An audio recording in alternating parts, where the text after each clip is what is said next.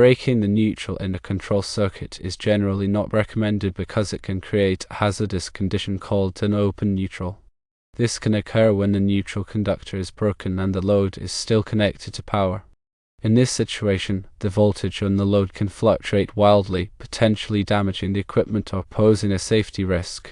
However, in the case of overload contacts, breaking the neutral is acceptable and is a common practice for the following reasons. Firstly, protection of the control circuit. Overload contacts are designed to open the circuit when the current exceeds a safe limit.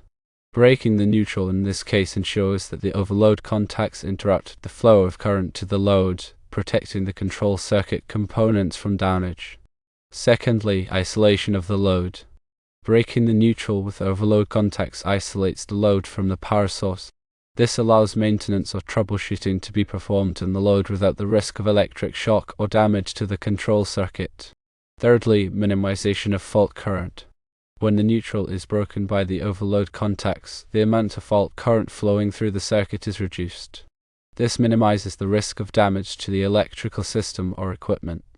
While breaking the neutral with overload contacts is generally acceptable, it's important to ensure that the following conditions are met. Firstly, the overload contacts must be rated for the current rating of the circuit. Secondly, the circuit must be properly grounded to prevent electrical hazards. Thirdly, the load must not be connected to any other circuits through the neutral conductor.